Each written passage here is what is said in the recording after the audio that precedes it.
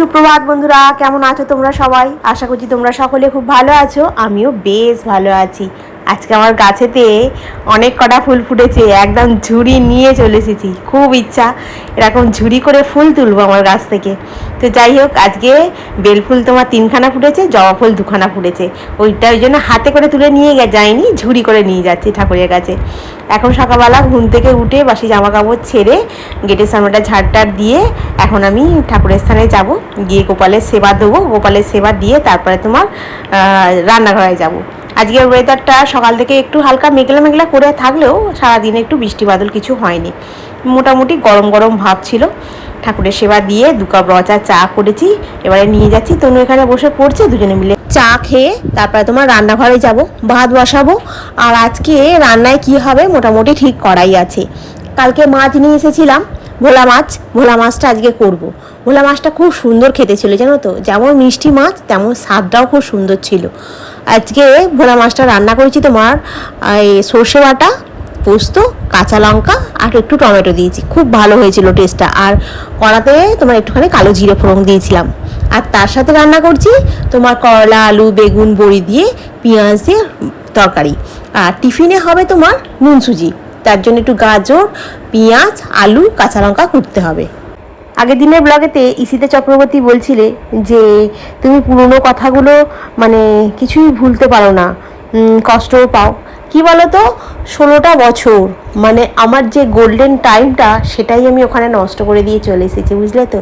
16টা বছর কম নয় গো। 16টা বছর একটা সংসারে থাকা, সংসারে প্রত্যেকটা জিনিস নিজে হাতে তৈরি করা, সংসারটাকে নিজে হাতে গোছানো। ওপরে ঘর ছিল না যখন আমার বিয়ে দেয়, জানো, একতলা বাড়ি ছিল। সেই তারপরে দোতলা বাড়িটা হওয়া, দোতলা বাড়িটার পিছনে আমি প্রচুর পরিশ্রম করেছি। মিস্ত্রিদের জল দিয়েছি, তারপরে বালি সিমেন্টের এই বস্তাগুলোকে তুলেছি, ইট তুলেছি। তারপরে তোমার চিলেকোটার মাথায় তনু দাদুর ধরতো, ওই মোয়েতে করে উঠে জল দিয়ে আসতাম। অনেক পরিশ্রম আমার ছিলে, ঠিক আছে। এই ঘরে বিছনা বিছনা গুছিয়ে সব পরিষ্কার হয়ে গেছে। এখন একটু এখানে বসে বসে আমার চিলেটা খাবো। টিফিন খাওয়া হয়ে গেল। তেলটা অনেকদিন ধরে ভাবছি মাখবো মাখবো, মাখা হয়নি। আজকে তনু তোমার মাছটাকে খেয়ে গেল না, জানো তো। ভোলা মাছটা একটুখানি খেয়ে বলছে আমার ভালো লাগছে না, খেলো না। বলছে তুমি পোনা মাছ কেন নিয়ে আসোনি? আবার গিয়ে 4 পিস তোমার পোনা মাছ নিয়ে এসে এখন ফ্রিজে পুরে রেখেছি। বাইরে রাখলেই পিঁপড়ে হয়ে যাবে, এক্ষুনি তোমার বাঁচতে পারবো, মানে ধুয়ে রাখতে পারবো না, কারণ বেসিনে এখন বাসন পড়ে আছে। বাসনগুলোই মাথায় তেলটা মেখে 1 ঘন্টা রাখতে হবে। তো 1 ঘন্টার মধ্যে মোটামুটি সমস্ত কাজ করে ফেলবো। ওই জন্য মেখে নিচ্ছি, নিয়ে আগে বাসনগুলো মেজে ধুয়ে নিয়ে তারপরে মাছটা ধুয়ে ফ্রিজের মধ্যে পুরবো। মানে কি বলবো, আমি বলছি যে তুই এরম করে খাচ্ছিস, এটা খাবো না ওটা খাবো না, শ্বশুরবাড়িতে গেলে তোকে তো সবই খেতে হবে। বলছি আমি শ্বশুরবাড়ি যাবো না, আমি বিয়েই করবো না। আমি বলছি হ্যাঁ, তুমি খালি সারা জীবন আমাকে জ্বালাবে বলে বসে আছো। কি বলবো তাহলে। এটা আবার ঘষে ঘষি করতে লাগে না, ঠিক আছে। এটা অনেকদিন পরে মাখছি, প্রায় মাসখানিক হয়ে গেল। মাথার এই কালারের এটা ক্যাসেটের, ওটা আবার ফ্লিপকার্টে পাওয়া যাচ্ছে না। তোমার অ্যাড্রেস চেঞ্জ দেখাচ্ছে, মানে তার মানে অ্যাভেলেবেল নেই আমার এই অ্যাড্রেসে। তো যাই হোক, ওই জন্য ওটা এখন পাওয়া যাচ্ছে না। এইটা মেখে এখন তুলে রাখি খোপা করে, তারপরে তোমার 1 ঘন্টা পরে গিয়ে স্নান করবো, ঠিক আছে। এই হয়ে গেল, ঠিক আছে। অনেকদিন মুখে ট্যান রিমুভারটাও মাখিনি, আজকে কাজগুলো করে নিই। ওটা তো বেশিক্ষণ রাখতে হবে না, অল্পক্ষণ রাখলেই শুকিয়ে যাবে। ওটা ভাবছি মেখে নেবো একটুখানি। ফ্রন্ট ক্যামেরায় ভিডিও করলে মানুষ ক্যামেরার দিকে কম, স্ক্রিনের দিকে বেশি তাকিয়ে থাকে। কেন বলো তো? আমাকে কেমন দেখাচ্ছে সেটা আগে দেখতে হবে, তবে গিয়ে তো আমাকে সবাই দেখবে। যখনই দেখি যারাই ফ্রন্ট ক্যামেরায় এরকম বসে আছে, তারা দেখবে এরকম স্ক্রিনের দিকে হাঁ করে তাকিয়ে আছে। মানে আমাকে কত সুন্দর দেখতে লাগছে আগে দেখে নি, যেটা আমি এখন করছি। ক্যামেরায় কম দেখছি, ক্যামেরাটা ওইখানটা, কিন্তু স্ক্রিনের দিকে আমার ফোকাসটা বেশি আছে। সামনের দিকে ফ্রন্ট করে মাথায় তেল মেখে কেমন একটা অদ্ভুত দেখতে লাগছে, নাকি ভালো সুন্দর দেখতে লাগছে, বুঝলে। এতে আবার যেখানে হাতে হাতে এরম ঘষে যাওয়া যাবে না, যেখানেই লাগবো সেখানেই আবার নাকি চুল বেরিয়ে পড়বে, তো খুব মুশকিল। এগিয়ে আবার হাত ধুতে হবে, তারপরে গিয়ে সমস্ত কাজ হবে, ঠিক আছে। আর মাথায় তেলটা মেখে খোপা করে এখন এখানে চলে এসেছি। প্রথমে ভাবছিলাম একটুখানি ঝেড়ে দিলে পরিষ্কার হয়ে যাবে, তারপরে দেখি না, অনেকদিন হয়ে গেছে শোয়ার কভারগুলোতে কাঁচাও হয়নি। বর্ষাকাল তো এখন না, এটা পাতলা পাতলা হয়তো কেচে দিলে শুকনো হয়ে যাবে, কিন্তু মোটামুটি পরিষ্কার আছে তো। আর বাইরের সোফাটাতে খুব কম বসা হয়, মানে সন্ধ্যেবেলা যদি আগে চাটা খেতাম তখন একটু বসতাম, কিন্তু ইদানিং কালে তো চা খাওয়া বন্ধ হয়ে গেছে, সন্ধ্যেবেলা চা খাই না, সেই জন্য আর সোফায় বসাও হয় না, খুব কম বসা হয়। আর যে কথাটা তোমাদেরকে বলছিলাম, আমি না কি করিনি বলো তো ওই ঘরটাতে, মানে সব কিছু যখন রং হয় মিস্ত্রিদের রং পর্যন্ত আমি গুলে দিয়েছি, ভাবতে পারবে, পুরো হাত ফাত রং হয়ে যেত জানো, পুরো রং ফং গুলে দিয়েছি, প্রচুর কষ্ট করেছি গো। সেই সময়টা ভোলা যায় না জানো তো, যে জিনিসগুলো আমি ছেড়ে রেখে দিয়ে এসেছি সেগুলো তো আমার কষ্টের পয়সায়, মানে আমি কি করিনি, পেন পাকিয়েছি, পাশের বাড়িতে ঢাড্ডার কাজ করেছি, ছুঁচে সুতো পরিয়ে তোমার সেই কাপড়ে যে কাজ হয়, সেই টাকার কাজ হয় না, সেই পুঁতি ফুঁতি দেওয়া, ওই কাজ করেছি। কি করিনি বলবে, মানে সমস্ত কিছু করেছি জানো তো, করে তবে একটা একটা করে জিনিস কিনেছি। সেই জিনিসগুলো যখন ছেড়ে দিয়ে চলে এসেছি না, তখন মনটা তো সবসময়ের জন্যই কড়কড় করে জানো তো, যে এই জিনিসগুলো আমার ওখানে রয়ে গেল। তো যাই হোক, কিছু করার নেই, যদিও আর তো পাবো না। আর এইরকম ব্যাপার, সামান্য ওরা আমাকে একটা ঝুমকো দিয়েছিল, সেই ঝুমকোটা পর্যন্ত চেয়ে নিয়েছিল জানো। আর আমার বাবা যে 50,000 টাকা দিল বিয়ের সময়, হ্যাঁ, সেই টাকাটা কিন্তু আমাকে ফেরত দেয়নি। তাহলে তো আমি কি পেয়েছি, আমি মানে কি বলবো, আমি বিনা পয়সায় ছেড়ে দিয়েছি। কেউ এরম ছাড়বে বলো তো, আজকালকার দিনের মেয়েরা এখন তো তোমার দাবি করবে যে আমাকে এতগুলো টাকা দিতে হবে তবে গিয়ে আমি ডিভোর্স দেবো, কিন্তু আমি বিনা পয়সায় ডিভোর্স দিয়ে দিচ্ছি, আমি ঝামেলা ঝঞ্ঝটে যাইনি। মানে আমি বলেছি থাক, আমাকে দিতে হবে না কিছু, ডিভোর্স দিয়ে দিলেই আমার হয়ে যাবে, আমি অশান্তি চাই না, এইরকমভাবে আমি ডিভোর্স দিয়েছি জানো তো। তাই ওর নিজের মানে লোকই আমাকে বলেছে যে তোমার মতো বোকা পৃথিবীতে বোধহয় খুব কম মানুষই আছে, কারণ তুমি বিনা পয়সায় কী করে ছেড়ে দিলে। হ্যাঁ, ওদের নিজেদের লোক বলেছে, ওরা একদম নিজের লোক, সেটাই বলছি, তোমাদের নামটা বলছি না এখন, ওকে আবার জেরা করবে। হ্যাঁ, সেই জন্য বলছে ওরা একদম নিজের লোক বলেছে, তুমি একদম বোকা। তাহলে তুমি বলো না, সেই সব জিনিসগুলো ছেড়ে এলে তোমার মনটা কষ্ট হবে না, কড়কড় করবে না? ওখানে একটা ফ্রিজ ছিল, সেই ফ্রিজে 3,000 টাকা দিয়েছি, যে গাড়িটা চাপে সেই গাড়িটাতে আমি 5,000 টাকা দিয়েছি, ওরা যে টেবিলটাতে বসে খায় প্লাস্টিকের টেবিলটা, সেই টেবিলটাতেও আমি 1,000 টাকা দিয়েছি, মানে প্রত্যেকটা জিনিসে আমি টাকা দিয়েছি জানো তো। কি বলবে, আর মা বাবা যে যখন আসতো যদি টাকা পয়সা দিয়ে দিত, তো আমি একটা পয়সা দাঁতে কাটতাম না জানো। আসল কথা, যখন আমার ডিভোর্স হয় তখন আমি একাই যেতাম কোর্টেতে যেতাম, আবার আসতাম, আবার মানে সেন্টারে যেতাম। হ্যাঁ, মানে একাই, মানে এতটা দৌড়ঝাঁপ করতাম। তার সাথে তনু ওই আজকে টিউশনের টিচার ঠিক করতে যেতে হবে, কালকে মাস্টারদের সঙ্গে কথা বলতে যেতে হবে, কালকে কলেজ ছুটতে হবে বই কিনতে, মানে আমি না পাজলড হয়ে যেতাম। যার জন্য আমি কি করলাম, আমি বলি আমার কোনো টাকা পয়সার দরকার নেই, আমাকে এমনি ডিভোর্সটা দিয়ে দিক, ঝামেলা অশান্তি করতাম না। তার উপরে আমার বাড়ির সামনে এসে ঝামেলা করতো, রাস্তাঘাটে দেখে গালাগালি করতো, মানে সবটা মিলিয়ে না আমি একটা অন্যরকম হয়ে গেছিলাম। তখন মনে হতো না যে আমাকে টাকার দরকার, আমি বলেছি আমাকে ডিভোর্সটা দিয়ে দিক, মানে বলে না দুষ্টু গরুর থেকে শূন্য গোয়ালটা বেশি ভালো, ওই রকমের জন্য আমি ডিভোর্স দিয়েছি জানো তো। বিশ্বাস করবে না, মানে আমার পাশে তো তখন কেউ নেই, আমি একা লড়েছি। আমি এটা তোমাদেরকে জোর গলাতেই বলছি, আমি একা লড়েছি, মানে আমি কোর্টে যাওয়া, কোর্ট থেকে আসা, ডিভোর্সের দিনকে সাইন করা, মানে প্রত্যেকটা দিন আমি একা একা কোর্টে গেছি। সেই দিনের পর দিন ওখানে বসে থাকতাম কতক্ষণ ধরে জানো তো, কী যে যন্ত্রণা, সে একমাত্র যাদের ডিভোর্স হয় তারাই একমাত্র বুঝতে পারবে। তারপরে ডেটের পর ডেট, এত পয়সা কোথা থেকে পাবো আমি, যে আমি ডেটের পর ডেট নেবো, ডেটের পর ডেট নিয়ে আমি মামলা লড়বো।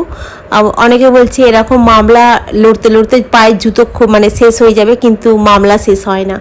এইসব কথাগুলো যখন কেউ বলে না, তখন মনের ভেতরে আরও ভয় কাজ করে জানো তো। তখন মনে হয় দূর বাবা, আমার টাকা পয়সার দরকার নেই, আমাকে তুই ডিভোর্সটা দিয়ে কোর্টের ঝামেলা থেকে আমি মুক্তি পাই, দিলে আমি শান্তি পাই জানো তো। এইভাবে আমি মানে কোনো ঝামেলা অশান্তিতে যাইনি। কি বলো তো, জিনিসপত্রগুলো ওখানে করেছি তো, সেগুলো ফেলে রেখে দিয়ে এসেছি, সেগুলো তো স্বাভাবিক বলো না, মন খারাপ তো করবে। ধরো না, রাস্তায় যেতে যেতে যদি 100 টাকা হারিয়ে যায়, সেই 100 টাকার জন্য কতদিন মন খারাপ থাকে বলো তো, যে 100 টাকাটা ওখানে পড়ে গেল, কোথায় পড়লো মনটা হয় না। আর সেক্ষেত্রে তো আমার তো ওগুলো নিজের মানে কষ্টের পয়সা দিয়ে জিনিসগুলো করেছি, সংসার সাজিয়েছিলাম, সেগুলো যখন ফেলে এসেছি স্বাভাবিকভাবে আমার তো কষ্ট হবেই। মানে কি বলবো আর তোমাদেরকে। আর এই কথার পরনে কথাগুলো বেরিয়ে যায় তোমাদের সঙ্গে, তখন একটু শেয়ার করি। আর যখন একলা বসে থাকি তখনও মাথার মধ্যে এগুলো ভিড় করে। সমস্ত কাজ কমপ্লিট, আর এখন আমি মুখে ট্যান রিমুভার ক্রিম মেখে নিয়েছি, দিয়ে ভুতু সেজে ঘুরে বেড়াচ্ছি এখন। আর একটু মুখে বাকি আছে শুকনো হতে, এটা শুকনো হয়ে গেলে স্নান করে পুজো করব। এই তো করলা আলু বেগুন দিয়ে তরকারি করেছি, আর ভাত হয়েছে, আর এখানে তোমার ভোলা মাছটার ঝাল হয়েছে, আর এই হলো তোমার আম। আর এই স্নান টান হলো, হয়ে গিয়ে এখন এই খেতে বসেছি না, খেতে বসবো। ভাতটাকে বেড়ে নিয়েছি, 2:15 বাজে এখন। এই পুজো টুজো করে একটুখানি বসেছিলাম, বসে তারপরে ভালো লাগছিল না, এই কী করবো, ঠাকুরের চিড়ে মুরগি ভোগটাকে তুললাম, ওটাকে খেলাম, খেয়ে দিয়ে এই এখন বলি না ভাতটা খেয়ে নি, বেশি দেরি করে লাভ নেই। আর তুমি তো মাছটা খাওনি, মাছটা এইখানটাতে রয়েছে, ঝুড়িটা চাপা দেওয়া। হ্যাঁ, ওই দেখি ওই মাছটাকে খেয়ে তারপরে যদি ভালো লাগে তাহলে এই মাছটা খাবো, কারণ আমার এই ভোলা মাছটা ভালো লাগে। সকালবেলা যখন ও খাই না বলছি যে আমার ভালো লাগে না, আমি বলছি কী হলো বাবা, মাছটা কি খারাপ নাকি? তারপরে একটুখানি মুখে দিয়ে দেখলাম না মাছটা তো ভালো টেস্ট আছে। ও খেলো না বলে আবার পোনা মাছ 4 পিস নিয়ে এসে রেখে দিয়েছি, মানে কাল বুধ বৃহস্পতিবার শুক্র শনি রবি 4 দিন হয়ে যাবে, আর আমি তো ভোলা মাছটা খাবোই। তো চলো খেয়ে নিই। কী বলো তো, সব কিছু না আস্তে আস্তে একটু একটু করে খেতে শেখাটা উচিত, মানে আমার মতো চাপে পড়ে কেন শিখবি? আস্তে আস্তে করে খেয়ে দেখ না, না ভাল লাগছে না, তুমি পোনা মাছই নিয়ে আসবে। আগেরবারে পমপ্লেট মাছটা নিয়ে এসেছিলাম, মানে যা কাণ্ড করেছিল, মানে আমি আর মানে নাক কান বলেছি, আমি আর কোনোদিন পমপ্লেট মাছ নিয়ে আসবো না। অত দাম দিয়ে মাছটা নিয়ে আসলাম, মাছটা সে ইগড়ি বিগড়ি করে খেয়েছে গো, সে উপরে খালি সাদা অংশগুলো খেয়েছে, এই দিক দিয়ে বাদ, এখানে বাদ, ওখানে বাদ, এত বিরক্ত লেগেছে না আমার দেখে। আমি আর কোনো দিন নিয়ে আসবো না, এই পোনা মাছই নিয়ে আসবো আর একটু চিংড়ি মাছ নিয়ে আসবো, আর কোনো দিন এসব মাছ নিয়ে আসবো না। ইলিশ মাছটা তবু খায়, ইলিশ মাছটা ওই সাদা এটা খায়, আর নিচের যে তেলের অংশটা ওগুলো খায় না, তবু ইলিশ মাছটা আমার ভালো লাগে, তাই বাধ্য হয়ে আমি মাঝে মধ্যে নিয়ে আসবো। কিন্তু এখন তো ইলিশ মাছ উঠে গেছে, অনেকদিন ইলিশ মাছ নিয়ে আসা হয়নি, কিন্তু এই মাছগুলো তো একটু তবু দামের সুবিধা আছে, মানে তবু 150-200 টাকার মধ্যে হয়ে যায়। ইলিশ মাছ তো ওরকম হয় না, ইলিশ মাছ নিলে গোটা নিতে হয়, আর এই মাছগুলো কি হয় 150-200 টাকার মধ্যে হয়ে যায়, মাঝে মধ্যে নিয়ে এসে খাওয়া যায়। ও যা মেয়ে, খাবো না, ঠিক আছে তোকে খেতে হবে না, তুই সোজা অফিস চলে যা। করলা তরকারি দিয়ে ভাতটা খেয়ে গেল, একটুখানি মাছটাকে ইগড়ি করে খেয়েছে, ভালো লাগে না ওর খেতে।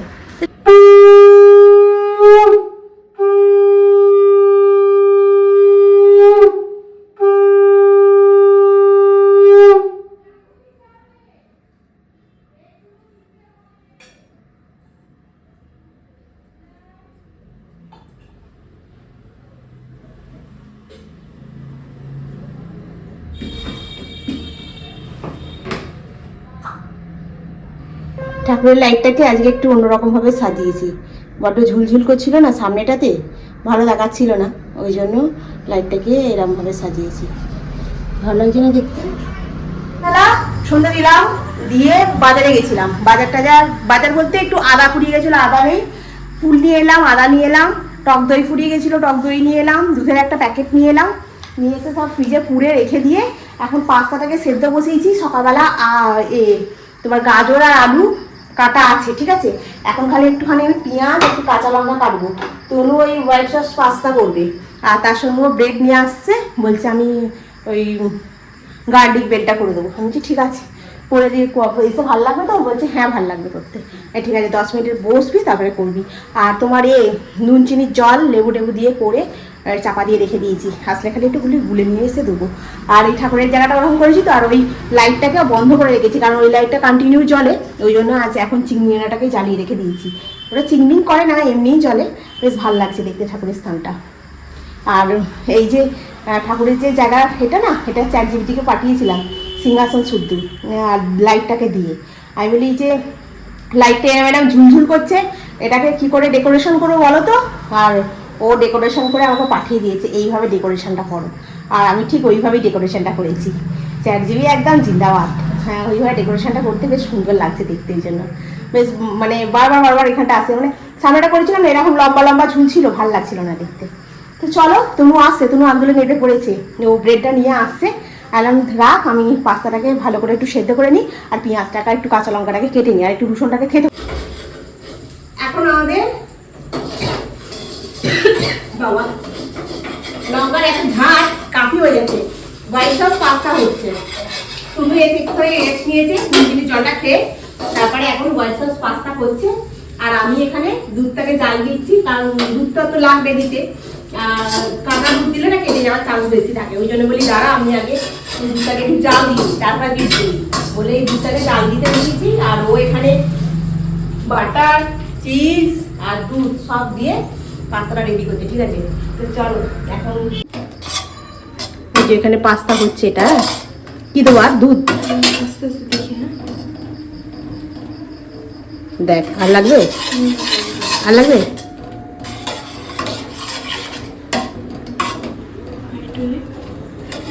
ঠিক আছে ঠিক আছে। আর এখানে পাস্তা সেদ্ধ হয়ে গেছে। আর কিছু দেবো আমি, পারবি বাকিটা? ঠিক আছে, এ দেখো হোয়াইট সস পাস্তা আর এই ব্রেড রেডি হয়েছে। আর এই তনুর, আর এই খাওয়া দাওয়া কমপ্লিট হয়ে গেছে।